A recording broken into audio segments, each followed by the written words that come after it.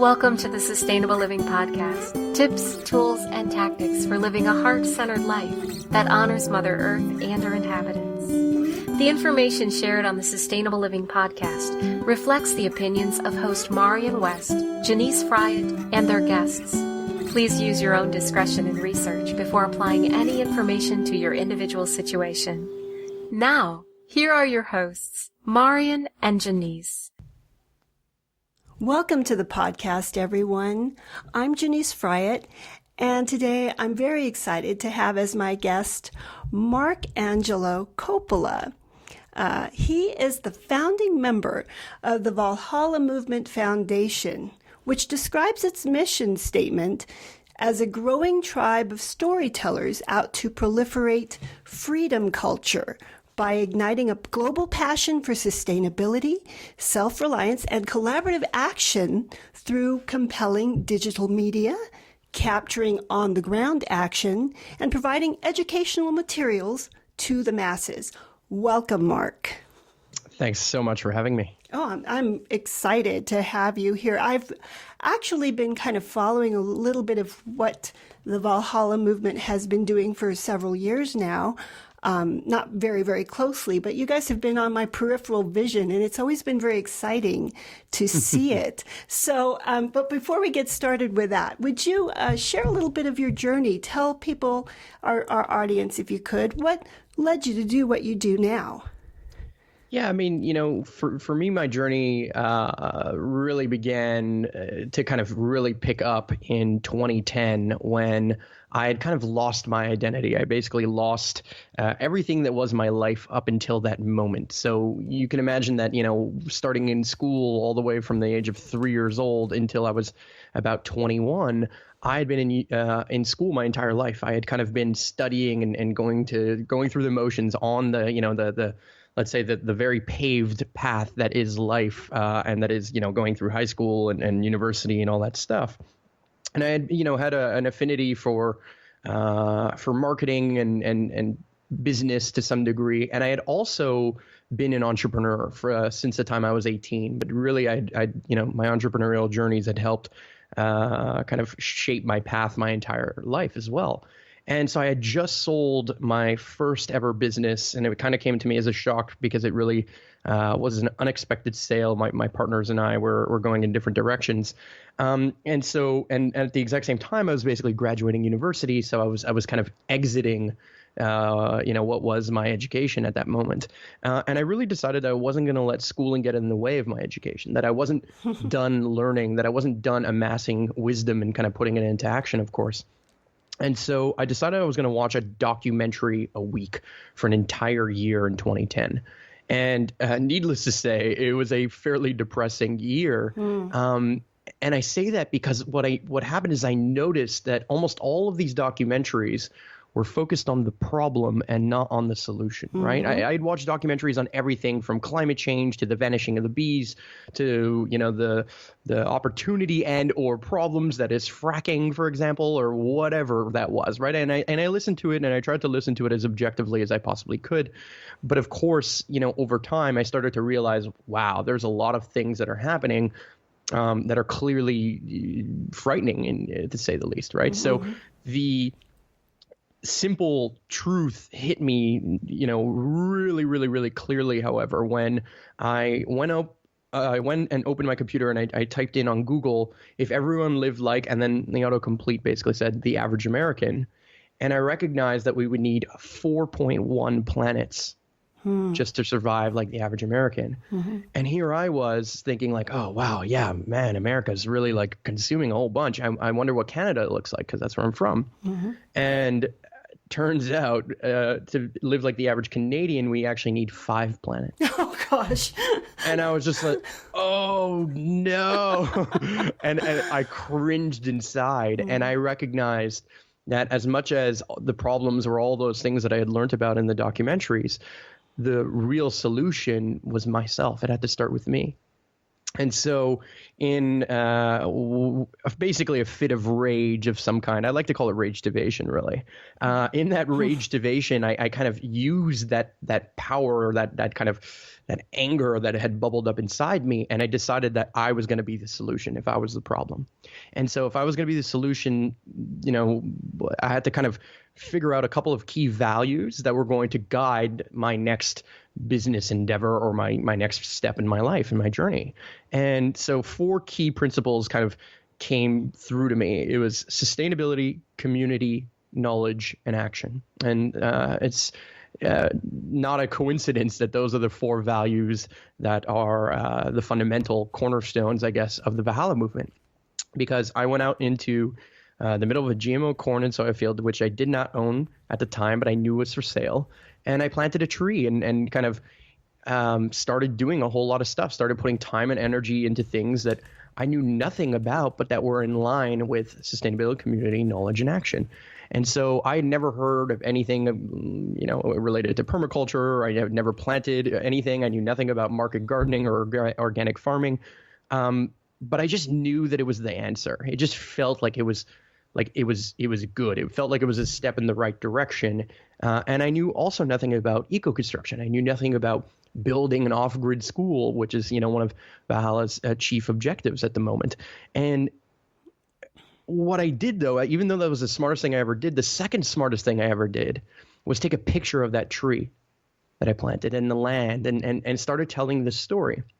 And having traveled the world after I sold my first business, having kind of gone through, the marketing courses, I recognize that more than anything, that marketing is only storytelling. That if I could tell a story and get people excited about the story, then I can gather people. I can gather resources and knowledge and wisdom and just build the world that I know is possible in my heart.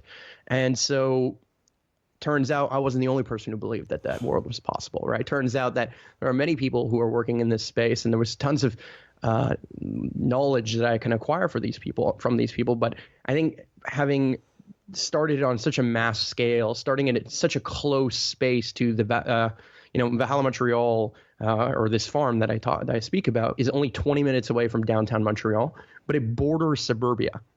So it's like people's $1 million homes, their backyard was, is our farm now. You know what I mean? And so it's so close. It's so relevant. And it really, to my knowledge, it's the closest eco-village to a major city center of this kind in the world.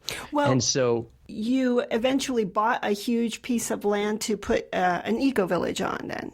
Yeah, exactly. So my intention was really to just start by building the space that would allow myself and others to continue to learn and collaborate, right? Mm-hmm. Like, how can a community form around a space? And my general thought was that if we built a collective space first, right? If we built a community center first, that the community would form and then come and take on all the roles. Because running a 66-acre farm with zero resources, zero loan, and nothing but barren land filled with pesticides and chemicals was not going to be something I could do on my own, of course, right? Mm-hmm. So we started on this 1 to 5 acre piece, and the goal was, okay, let's build the school I wish I could have gone to, right? That was like how I saw it.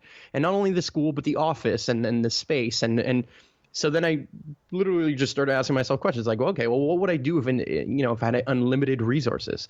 So, okay, well, I'd have it be off the grid. I'd have food growing year round. I would have access to all the different, technologies that are solar panels or just laptops and computers, things that matter to me from the perspective of being connected and online, and also things that matter to me from the perspective of being a responsible steward of the resources of our planet. And so in that, I basically found that, the simplest way for me to make this come together was to just put one step in front of the other and start learning and doing. And so I, immersed myself in so many different ideas like earthships and geodesic domes and adobe structures and permaculture and all these things. And in researching that, I basically kind of started what was like a real life fight club. That's how I feel about it. You know what I mean? I feel people were just gathering around, and every time I would tell the story, it would just grow, and more people like yourself somehow discovered us, right? Mm-hmm. Like somehow we became part of the culture that is this space, and we just became more and more known, and more people started finding us. And our website grew from 100 visits a month to 100 people a day to 1,000 people a day to at some points 10,000 people a day. And it was like, oh, holy Like we stumbled across something that clearly was resonating, and it continued to fuel the fire within me that this was the right path, not only for myself, but really the right path for the community around me and possibly for society. And so I'm just kind of been on that journey ever since. It's now been 4 years or something like that kind of took shape and really kind of changed my life. But, it's been one hell of a journey ever since. Wow. It just sounds like you have done so much in such a short amount of time. But I think asking that question, what would I do if I had unlimited resources?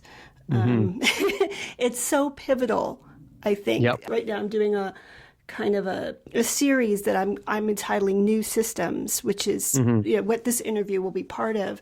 And that is just, across the board, that's what all of you are doing. You're allowing your minds to go where most of us don't even allow ourselves to go. And it all really does start with that, just envisioning that thing, I can totally see why people would start to be drawn to you while you're telling these stories. For better or worse, we have kind of been programmed to look outside of ourselves for information, look outside of ourselves for ideas and inspiration. Thank God there are people like you out there now that provide this information, and this inspiration as well. But too often, it's just not there, and our hearts are crying out for it and we don't see it. So doesn't surprise me at all that you would gather so many people just because you're telling this wonderful new story that we all long for. Getting back to Valhalla, there's this Valhalla movement, and it involves a lot more than just a piece of land and what you're doing there. Could you share a little bit about that history and how that came to be? Yeah, so Valhalla really is the marriage. Valhalla movement, let's say, is the marriage between the on-the-ground action and the online kind of culture and knowing that people have, right? Like if we're going to get people to come and be a part of an organic farm and build this community, we're going to have to attract them and find them somehow. And we're going to have to change culture both online and offline, right? We're going to have to change practices that are happening both in person and the conversations and the attention that is happening online. Because in today's world, the biggest currency is not dollars and cents. It's actually attention, right? Everyone is fighting for your attention, whether it be on Facebook or Instagram or in your email or whatever, right? There's a reason why the advertising world on TV was so powerful. Well, guess what? That advertising world now exists online because this is where our attention is focusing more and more and more time on, right? Where we're spending more and more time on our cell phones or on our laptops. So if that's the case, how am I going to get you to learn about the solutions online and then, flood you with knowledge, but realize that the number one way for knowledge to become wisdom is that it has to be put into action, right? So that action piece is that, I was sick and tired of also reading people who had the solutions who were like, yeah, this permaculture is like the greatest thing ever. And I'm like, cool. Have you ever practiced it? And they're like, no. I'm like, well, then what the hell are you doing? You know what I mean? Like, how can you know about the solution but not do it? Right? And here's the truth. That happens all the time. We all believe that if we knew better, we would do better, but that's not true. Right? Like we all know what it takes to get a six-pack, yet like what, 2% of the world has a six-pack, maybe? Right? We all know that if we eat more kale and do more sit-ups and we do it every day, that we would have a six-pack. So it's not we don't live in a world where if we knew better, we would do better. I'm sick and tired of thinking that the only solution is that people need to be more aware. Yes, awareness is important, and we're clearly playing a role in that because we're, putting the information out there. But we're not just putting the information out there. We're putting on online courses. I started something called Superhero Academy, which is all about training the next, I like to say, I'd like to be and train the next Elon Musk, for example, right? It's all about superheroes taking on the world's biggest challenges. And I believe that through entrepreneurship and self-empowerment, which is the fundamentals of sustainability, right? Sustainability is not just about solar panels and gardens.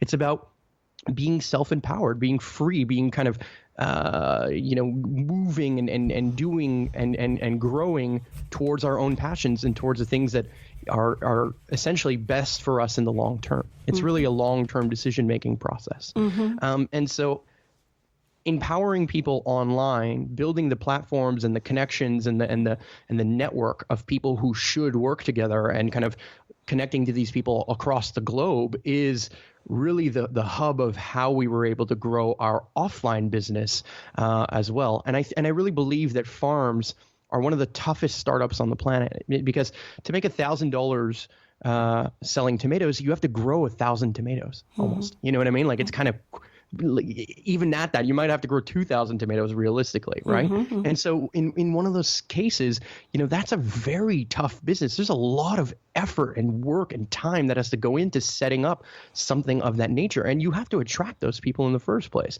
because why aren't they going to just go buy it at Walmart Center, the Walmart Supercenter kind of thing? So, and for a cheaper price, most likely too, right? So in doing that, we had to have an online presence. We had to have online offers. We had to have some kind of, our revolution had to happen online when we knew it. And so we did that. And really most of our skill sets were focused more on the online world, right? My background as running a marketing agency that I still run today is that I was building websites, photos, video, web design, Google Ads or whatever it was. I was building everything A to Z for people online. And then all I said was, hey, tribe, like all these people who are working with me, how about we work on something together and empower ourselves with this too? Why are we doing this marketing for other people instead of doing this storytelling for ourselves and for our own lives? And so I was just able to rally the troops. My superpower amongst anything else is that I understand what other people are doing. I understand the fundamentals of what makes a job, like being a web developer, for example, really fun and exciting and empowering. And I also understand what makes it so frustrating and annoying.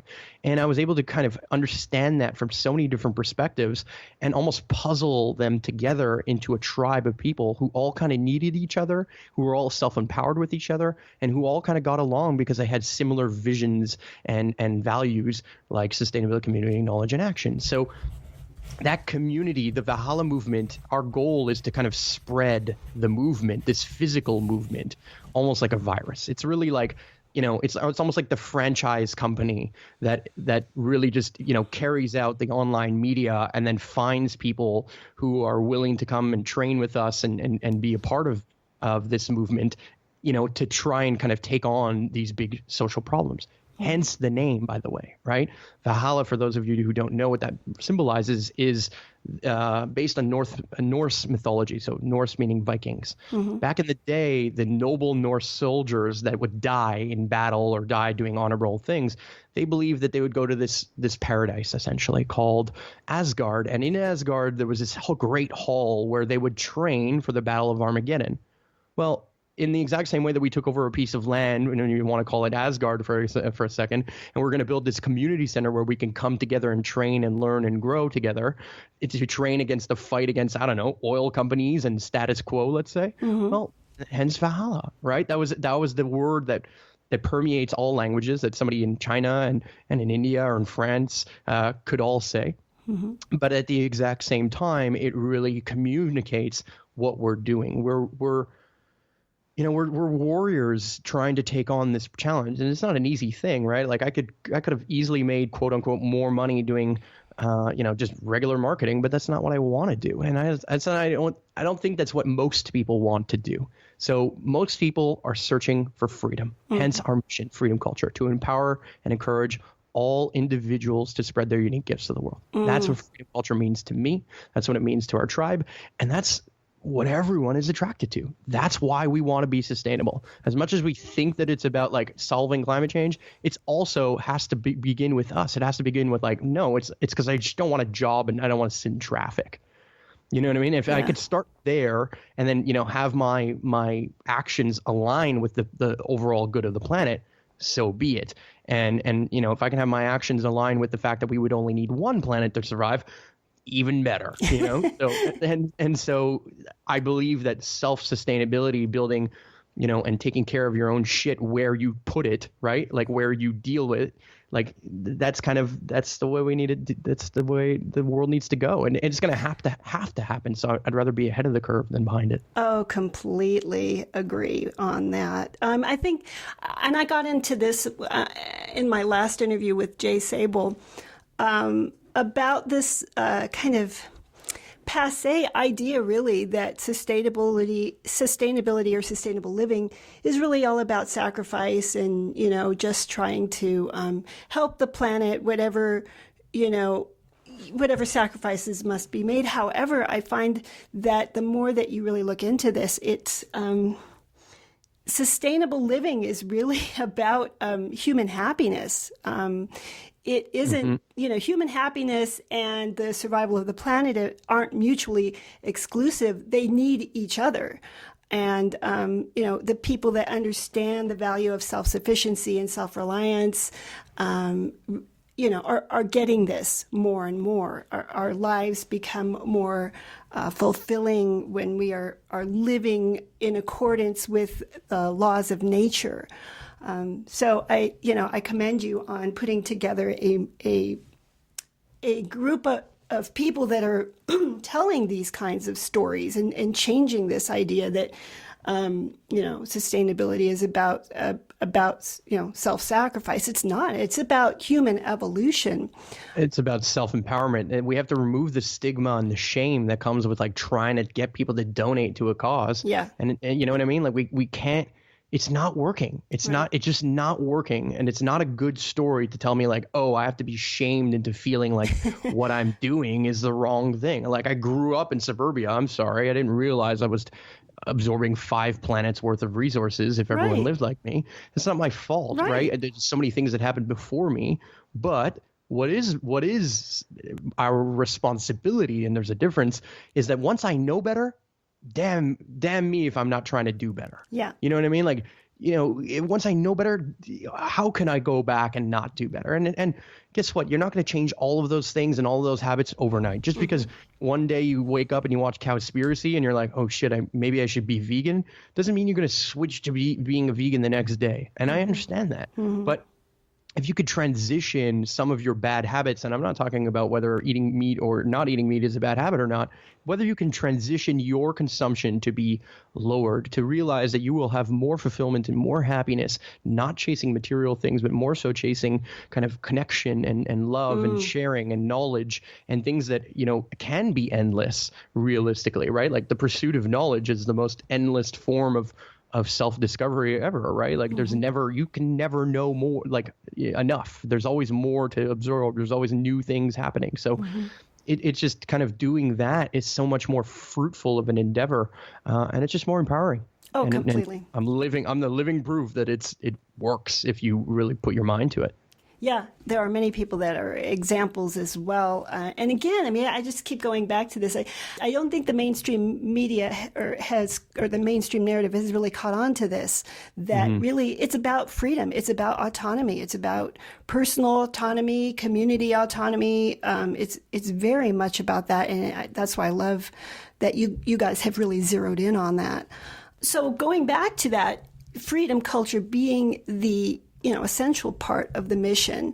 Could you share a little more about that mission and how it came to be, and maybe a little more about your objectives and specific goals with the Valhalla movement? Yeah, I mean, so the mission itself just came out of our pure necessity and the things that were bothering us as individuals on a day-to-day basis. I mean, yes, it comes out of our understanding of global socioeconomic problems, right? Yes, it comes out of our understanding that 50% of the world lives off of less than $2 a day. Yes, we understand that by 2048 there will be at our current pace more plastic in the ocean than there will be fish. Yes, it comes from our understanding that by 2050, 50% of the world will be in dire water conditions. I mean, these are all scary stats that I can spew at you from 6+ years of watching a documentary a week at this point, but that's not going to serve you. It's not going to help you. Here's the thing. The mission is all about teaching people the solution and focusing on that solution both online and offline regularly, right? Because I can work out, just like, going back to the 6-pack ab story, I can work out one day, and just like plow and work out all day long, and I might be sore for a week, but if I don't do it consistently, then it's not going to give me the results of a 6-pack either, right? So I can't just be a pig and lethargic every other day of the year and just work out once and expect those results. So, we are what we do consistently, right? We become who we hang out with consistently. So Valhalla is all about building a community of people who have similar thoughts while not, being caught in our echo chambers of like understanding that other people don't, feel that way. And then realizing that the number one way that we're going to make this into a movement is that we're going to be able to tell a story that is so well told and so captivating that whoever we tell the story to goes and tells it to the next person. Right. Mm-hmm. And so I'm telling you the story right now, but the truth is you're going to take this and you're going to put it online and then somebody else is going to hear it. And that is effectively what this movement has been all about. For me, it's about building a school across, in literally every single continent on this planet. And once I hit that objective, then I'll go to every single country if I can. Right. My goal is to build schools. My goal is to do that both online and offline to make it as affordable and available as I possibly can.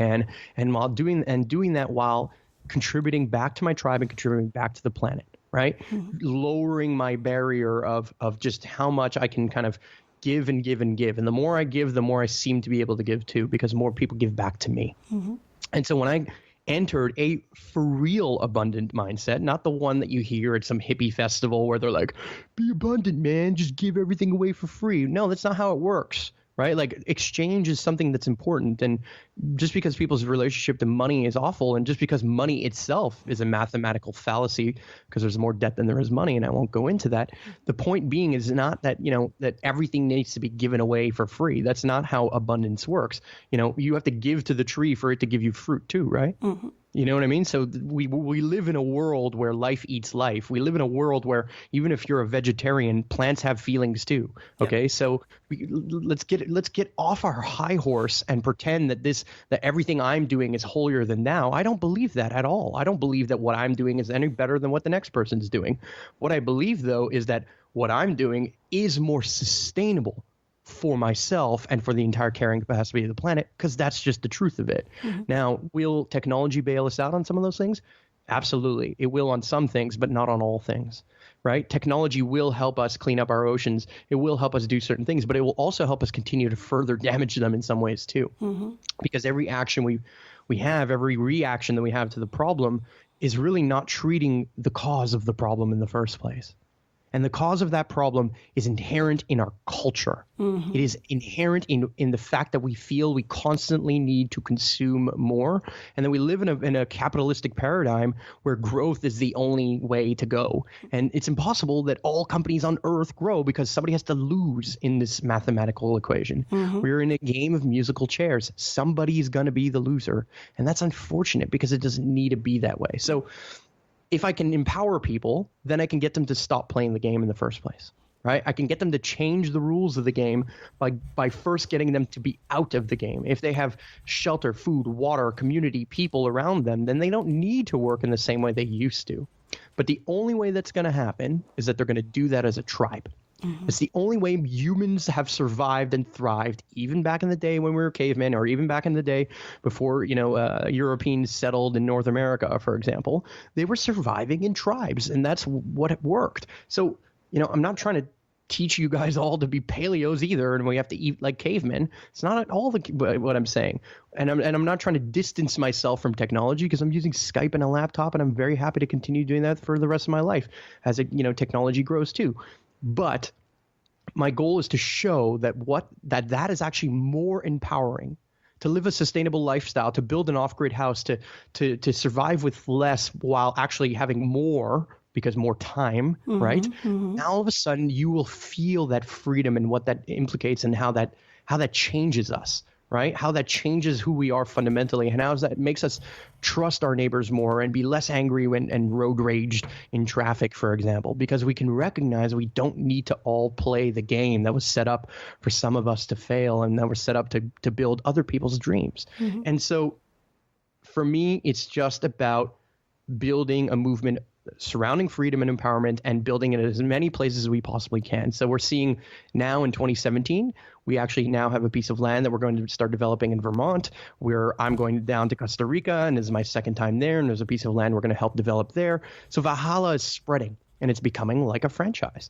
They're just the difference is, and instead of being McDonald's or Walmart, it's a franchise of community, and it speaks through its values of not everyday low prices, but instead of sustainability, community, knowledge, action. And if you want to add, other words to it, wisdom, empowerment, freedom, things that that express our fundamental desires, and really truly enable that in the most powerful way that I've been able to put together so far for myself, and then other people around me who are way smarter than I am in terms of permaculture or soil biology or construction are also giving to the world.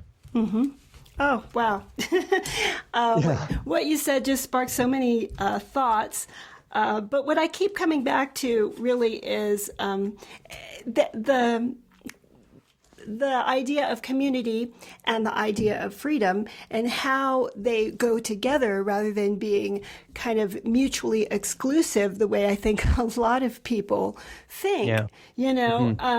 A community does allow you to have more freedom. It gives you that security that not all the time, but a lot of times it gives you the security that we falsely think we get from having a lot of money. Absolutely. And the issue with the community is that most people feel like they're not part of any. Mm-hmm. And that's so untrue. Everybody who cheers for a particular sports team is part of a community. Mm-hmm. And cheering for that sports team and getting really loud in the stadium is part of what helps the home team win, as an example. Right? Now, here's the thing. If you work for a law firm or an accounting firm, or if you work any job, you're part of a community. You're part of a tribe and a company that is together finding ways to sell more stuff, to make more money, or to do whatever, right? So the question becomes, well, if you're already part of a community, because for some reason you say the C word and the next C word, cult, comes into play. We have no religious affiliations. We have no, I'm not telling you what to believe or not to believe. I'm not telling you what to eat or not to eat. I'm not telling you there's a better way or a worse way. Yeah. I'm just telling you that there's a more empowering way, and that if you had less bills, you'd have more time, right? Yeah. Well, that's a very true statement, and there's no way of bastardizing that or misconstruing that. But in the media today, we have a lot of negative press when it comes to what people would call communes or cults or whatever it is. Yeah. Here's why. Because some people have done awful things when it comes to community. Some people have misled people and created all kinds of different belief systems that may or may not be false or fake. The way I see it is the world's biggest religion is money and capitalism. Completely. Okay? We all are playing that game, and it's all based on "in God we trust." If you're an American and you understand what I'm saying, right? So that whole system is a fallacy, and so why not build a new one? Why not just adopt this new one? And if we do it together, then we're going to keep each other up, because when one of us slips and falls, the rest of the community can pick that person back up very easily. But when you're on your own and you've been divided and now you only have to worry about your bank account is going to be depleted. You're going to be in constant competition with everything else in the world, whether it be globalization, whether it be rising prices, whether it be other people competing for your job or robots competing for your job, right? Then you're going to lose. You're not going to – it's just there's no way – look, would you go to war on your own, or would you rather go to war with a whole bunch of people standing next to you, right? It's just the fundamentals of how our society and how life has always thrived. Right? Yeah. Even in the animal kingdom, all the lions stick together and all the buffalo stick together. So all the humans need to stick together. And we need to do that in a way that's more trusting and more altruistic towards ourselves, and at the exact same time in alignment with our own selfish needs, because we're never going to get rid of those. Yeah, well, exactly. And I think that communities are stronger with that kind of the individual thoughts, the individual ideas, the diversity. Diversity only makes unions stronger. So yeah, I mean, but I do believe honestly that narrative of community being associated with communism or cults or all this stuff, I don't think that's by accident either.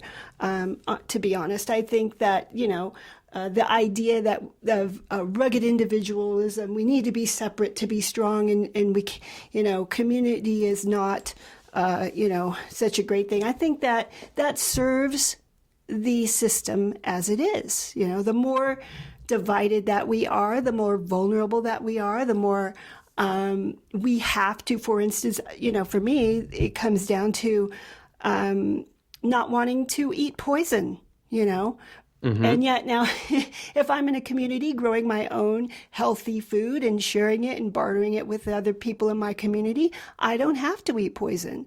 But if I am on my own working a 9-to-5 job, just barely getting by, I don't have time to have a garden or whatever. I don't have time to associate with my neighbors who are gardening.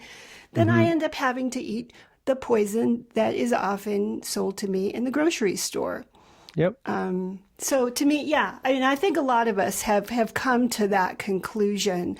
And again, we see over and over again that this is what true freedom is. It's the ability to choose what I want to eat, to choose what I want to do, to choose how I want to spend my time, and to ultimately to choose to be happy. So, it sounds like you guys are definitely on the right track there. Yeah, I think so. Yeah, so now you're spreading to Vermont, to Costa Rica, possibly kind of a franchise thing that's spreading, and I completely see how that would, just start to, these ideas are spreading like wildfire everywhere, not only in the Valhalla movement, but all over. Just all across the globe. Yeah. All across the globe. I mean, there truly is an awakening happening right now. That, if you were watching mainstream media, you would probably never even know about. So we're like you here at the Sustainable Living Podcast. We believe that it's really important to get these stories out, because the more that people can see just examples, then the more they are inspired, and the more they feel like, oh, this can be done. Well, I'm going to take action rather than just thinking about these ideas, rather than just learning about permaculture. I'm going to go in my backyard and start, using these ideas. Exactly. Because other people are doing it, and they're doing well. So on that note, what are your latest projects? You mentioned Vermont and Costa Rica. Do you have, and could you share a little bit more about, the on the ground stuff? Now you said you are building schools. You're starting with schools. Yeah. Maybe you could share a little bit about what the schools are like. Yeah. So, I think, for me, the issue that I have with traditional education is that we're putting everyone in the same box, and we're rewarding only the people who are able to regurgitate information from one textbook onto an exam sheet, right? Well, all we're doing is rewarding the people who have the best memory.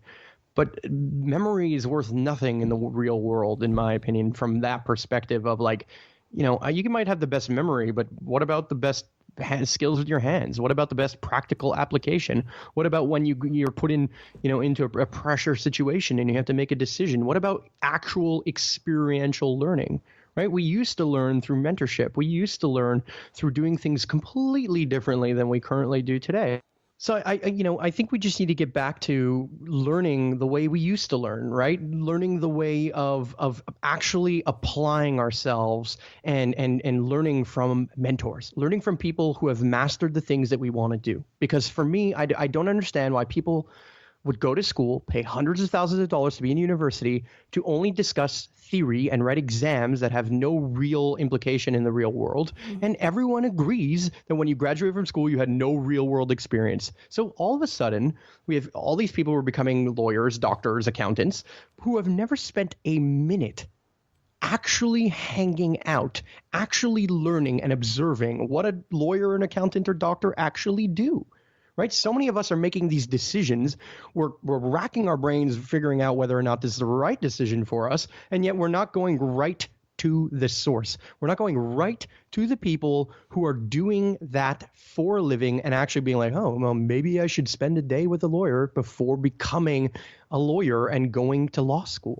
So the way I see it is we need a mentorship revolution. We need information to be passed from person to person.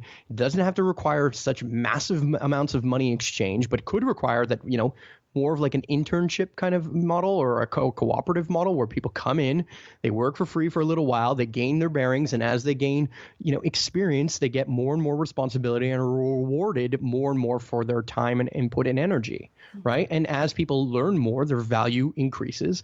And there's a reason why people at their end of their career know more than people at the beginning of their career, because they just know more. And that's normal. It's totally fine, right? So how do I build a school that is also multidisciplinary? Because I see that, in universities, all the med students hang out with nothing but med students. So we want to talk about echo chambers, and we point at Facebook, but well, what the hell's happening at Harvard? All the damn political science students are hanging out with the political science students. All the law degree students are hanging out with the law students. So they're not cross-pollinating, and we don't live in an ecosystem, or at least we were trying to recreate ecosystems where we're monoculturaling everything. And, we're doing it in our fields, and we're also doing it in the farms that are our schools and our minds. And so what we're doing in one place is happening in all places. So how do I change that? Permaculture is all about permanent culture, right? Thinking about, hey, how does a forest actually grow?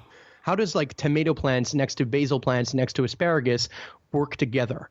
And if that works together really well, why not make them collide? Why not make those collisions? And I say collisions, but I mean, connections and people coming together cross-pollinate. Because Elon Musk, as an engineer, is going to get a great idea from some finance guy on how he can make a model that like Solar City where, hey, we'll finance the solar panels for you and you'll just pay us less than what you're paying for your current electricity bill.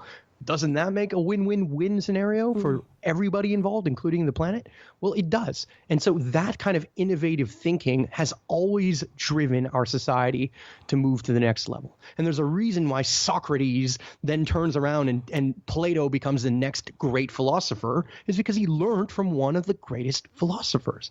So schools need to emulate that. They need to emulate the best of us, not just of the ones that like, oh, I became a lawyer, but I didn't want to be a lawyer, so I became a teacher. So we're not paying our teachers enough. We're not paying, we're not doing enough to serve our youth and not just our youth, even our adults. We're not teaching. We're not investing in people. We're investing in things. And so this school is all about teaching people everything under the sun when it comes to sustainable lifestyles, whether that be permaculture, whether that be, building social enterprises, whether that be anything of that nature, even if it's storytelling. Storytelling is important in the world of sustainability. You have to attract people to your organic farm, just like you have to attract people to your Walmart, right? So they're just as important. We have to understand and teach all of these things. And so my goal is that the school does not have a curriculum, does not have a topic. It has teachers who are real, true mentors that live, breathe, and are passionate about the things that they can teach and pass on to the next person. Period. Okay. The enrollment is not like, oh, you have to be my school for this amount of time because that lets me know that you've learned this amount of stuff. What about geniuses? What about somebody comes into a program within 10 minutes, reads a textbook because they're super passionate about it and understood everything? Why can't we just graduate them right away? Like, why do we have to standardize education? It just doesn't make sense to me. So when that being said, we need a revolution of education. We have to, like, as much as I don't believe if we knew better, we would do better, we still need to know better. The next thing is the schools have to reward action. They should be real life businesses. They should be real life places where not only do people learn it, but then they apply, they do it. So not only am I going to watch you plant a tree and watch you do permaculture, I'm going to do it with you. And if I'm going to do it with you, then the school itself has to have the resources, the land, the space, the wherewithal of being a sustainable business that has, as much inputs as it has outputs, right? So that it kind of sustains itself. And in some periods of time, it'll output more than it inputs. And in some periods of time, it'll need more inputs than it outputs. And such is the flow of a business, such as the flow of an organization. So if we can teach that, if we can build schools that have those sound fundamental principles that really truly empower people at education and compete by factors of 100, right? Like are 100 times cheaper than the average university, then well, guess what? We're gonna beat them. More people are going to start to enroll in these kinds of learning education experiences than they will into traditional universities. I really believe that that's going to be the case. Oh. So I'm seeing it happen. I'm seeing more and more people invest in permaculture classes. I'm seeing more and more people take online courses. I'm seeing the scalability of a technology enabling education. Mm-hmm. But we need to make physical centers where that happens too, because people need to communicate. They have social needs, and they really need to, see and talk to directly their mentors. Online is powerful and important, but it's also a noisy space. So in-person physical communities and learning centers are going to be important, and that's what I'm working on. And so how far have you got on this with the Pretty school? Far. Yeah? Yeah, pretty far. Yeah, because the number one thing is that we spent a lot of time learning, right? For the first 3-4 years of Valhalla, and we're only 4 years old, mm-hmm. we spend a lot of time learning about earthships and what I would call hippie-tecture, mm-hmm. right? Essentially all these, traditional self-sustaining building types. But the problem is that those building types aren't appealing to everyday people. Mm-hmm. And what I mean by that is that my mom and the mayor don't like it, okay?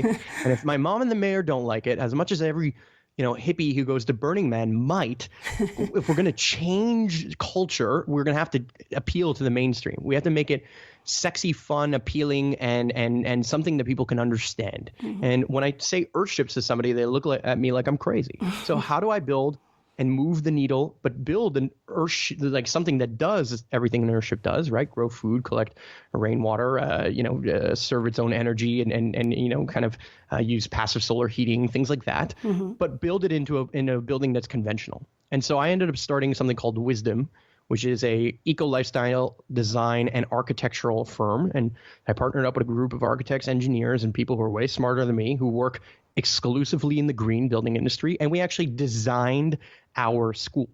And so now we're at the point of crowdfunding that, mm-hmm. Of getting people to contribute to it, and we're giving out courses and ebooks and our knowledge on how we're building this community in the first place. But we're not. We have a numerous pronged approach. We're also going after investors, and in 2017, it looks like we're going to end up building two of our buildings that we self-designed. So one of which is really going to be a school, mm-hmm. and the other of which is going to be a home. And so we're proving that, hey, building off the grid and building a sustainable house could be as affordable, as sexy, as beautiful, and as empowering as a regular home. But in fact, it would be more empowering, more affordable, and more appealing to both you and the planet. And so if we could do that, if we can do what Tesla is doing for electric cars, for housing, then I think we're going to change people's habits, because their habits are learned at home or where they spend the most amount of time. Mm-hmm. And where they spend the most amount of time is at school and at home and at work. Mm-hmm. Now, if the school, home, and work all combine together into a community, well, now I've really changed your life. I've changed your pattern. And that's exactly what Valhalla is doing. So that's why we focus on building schools, because nobody would have joined the movement of coming build my house. You know what I mean? Like, mm-hmm. they wouldn't have been like, yeah, let's build your house. Yeah, like, right. That's not exciting to people.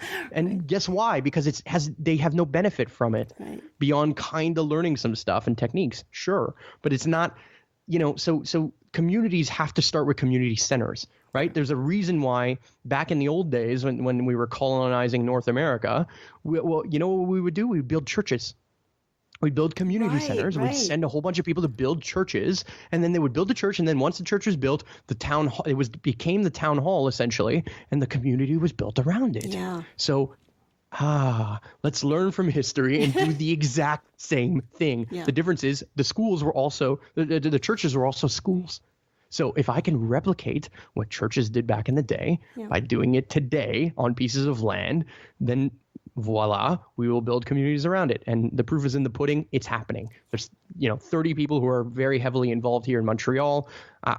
We just announced Valhalla, Vermont, like this week, and we already have like a house worth of people who are coming together and going to be moving in and taking it on. Mm-hmm. It's happening on a 66-acre property there as well, ironically. Mm-hmm. And there's already an existing vineyard and lavender field, and we're going to add permaculture and other things. Oh, wow. We're going to start producing content and courses, and we're going to build a community. And the secret sauce to that is, just like a church that has gathering, for example, in Catholic, or Christian beliefs, they gather every Sunday. Mm-hmm. Well, we gather every once a week too. At Valhalla Montreal, we gather every Saturday. And instead of doing and breaking bread in the sense of going up and lining up and I don't know, taking some kind of religious symbol, we're just breaking bread by cooking pizza in the pizza oven and rewarding the people who come and help us dig holes and plant trees. You know what I mean? So we're just doing the exact same thing that has worked hundreds, thousands of times in history, but just doing it for a modern day, version of it. Well, and I think that your emphasis on schools is really genius right now, because of so many things. For instance, college and how ridiculous that's become for people. How expensive it is and how kind of useless so much of it is, as you already mentioned.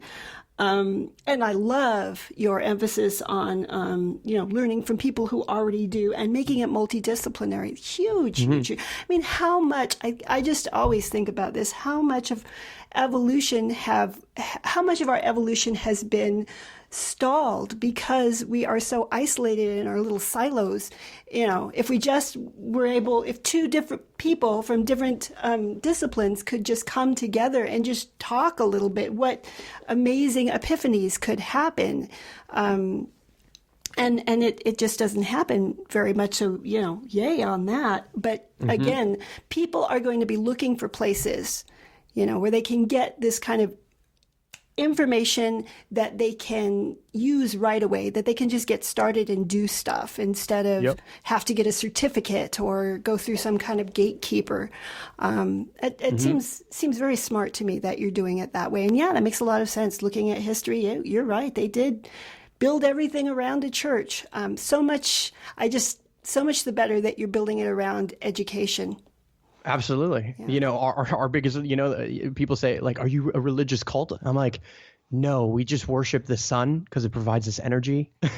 And we worship the clouds because it provides us rain for our plants. No, that doesn't mean we're not spiritual, and everyone has their own beliefs and can have their own beliefs. What I can tell you is, who in their right mind disagrees with sustainability, community, knowledge, and action? Right? Nobody. You know why, though? Here's the thing. I didn't define what any of those really meant. I didn't tell you what important information was there. I didn't tell you what sustainability meant by my standards. Here's the thing. We all put meaning towards everything that we hear, including the Bible, including sustainability, community, knowledge, and action.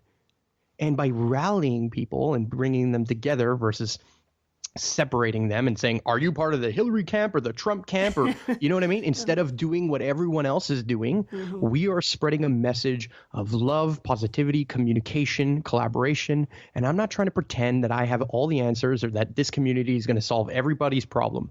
No, it's not. You're going to have to start those communities too. So I'm not going to gate that information.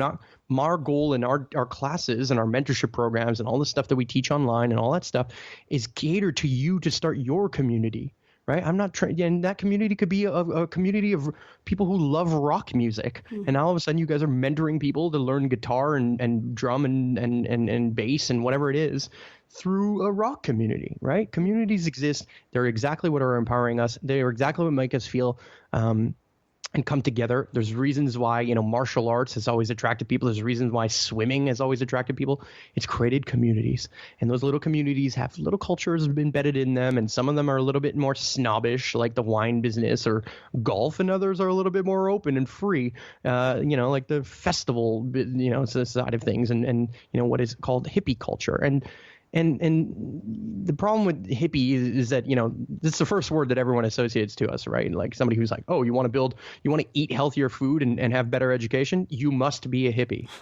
And I hate that. It's such a slander for no reason. And I'm not trying to say that hippies are bad. What I'm trying to say is, the way I see it, hippies are protesters. Right? All they are is pointing out the problems. They're part of the problem in and of itself because it's very easy to protest. It's very easy to go outside and be like, I don't agree. But what do you agree with? What is the solution? And that's what I feel so few people are talking about. And that's why Valhalla is growing. It is effortlessly gaining more and more momentum. And that's why it's a movement, is because when somebody screams the truth, when the truth is smacked at you in your face, you just know. You just know that that was true. You just know that that was resonating, and therefore that movement grows. And so, my goal here is not to sell anybody who's listening to this on anything. My only message is go out there and be a part of the solution. Now, if you think that we have a lot of those answers and those solutions, if you think we can teach you permaculture and eco-construction and social entrepreneurship and all that stuff, which I'm sure we can, and we do have a lot of great mentors, then come join us. You know what I mean? But if you don't, and if you have other mentors and you have other places where you can practice this, go ahead. I'm not trying to own the market that is sustainable living. I'm just trying to contribute to it. Right. And that's what's, I think people resonate with the very real message and the very, they hear it in my voice, and not just in my voice, but in everyone else's voice who's telling our story too. Right. And that's what's Valhalla is so powerful, is because we are a collective flag. Just like every Walmart calls themselves a Walmart, and everyone who works for Walmart says they work for Walmart. Well, everyone who's part of Valhalla says they're part of Valhalla, and we all point to that common flag. And because of that, we look smart. But here's the thing. I'm not a permaculturalist. I've never taken a permaculture class. Do I understand it? Have I planted more trees than probably anybody at Valhalla at this point? Yeah, I have. But it doesn't mean that I know everything about everything. But I know tons about social entrepreneurship.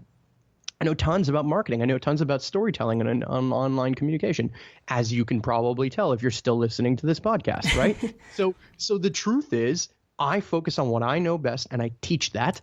And then I learn from all the other masters out there who are black belts in their own right in what they do best.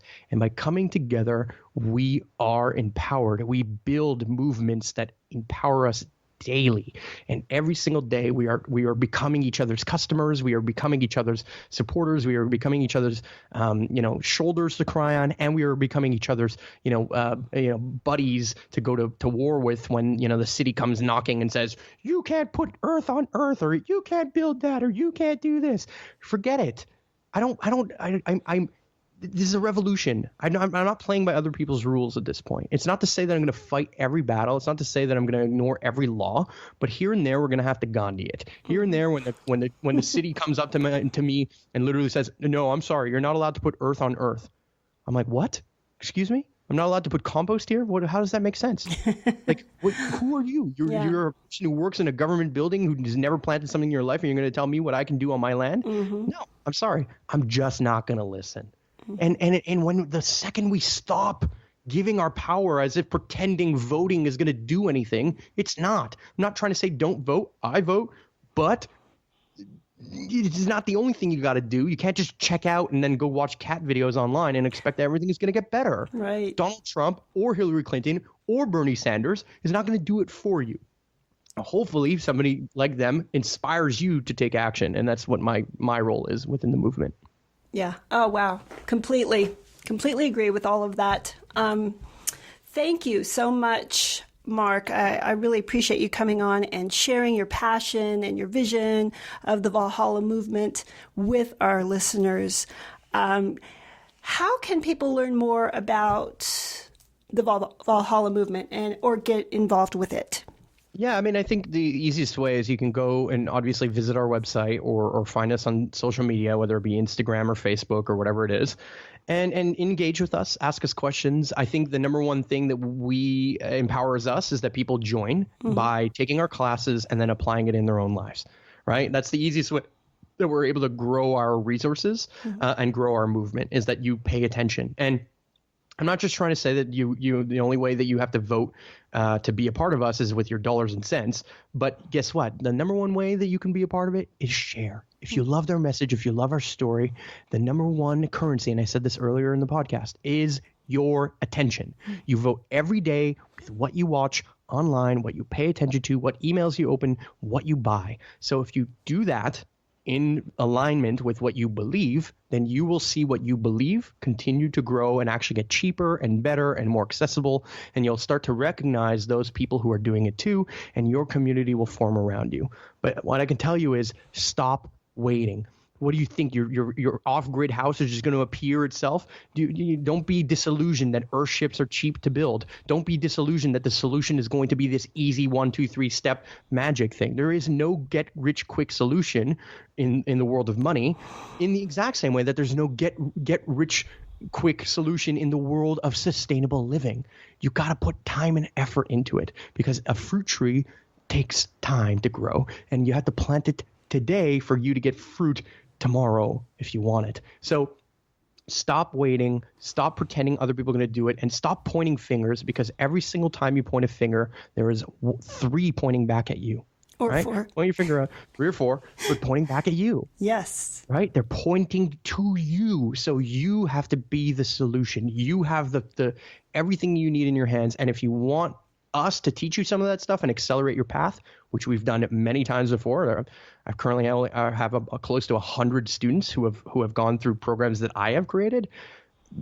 You speak to them. I mean, I'm not trying to sell you on the idea. If you think it's empowering, if I'm living a lifestyle that is similar to the kind of lifestyle that you want to live, well, guess what? The best way to learn from to be anything is to learn from people who are doing it. So if you want to be a lawyer, go hang out with lawyers today. Forget your law school. Go hang out with them for a second.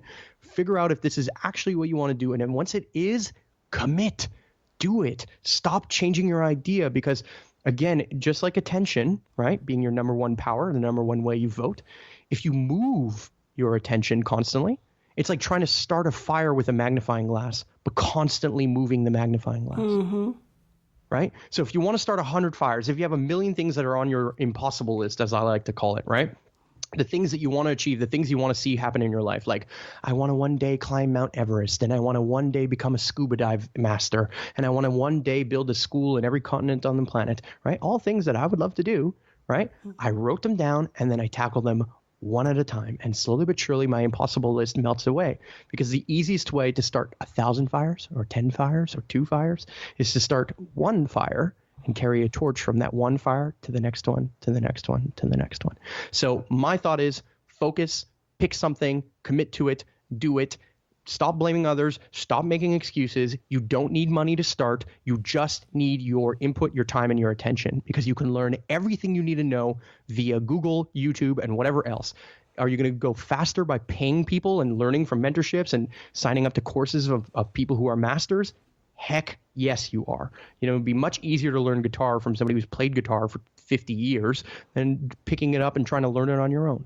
There's a reason why education is important. Invest in yourself, not in things.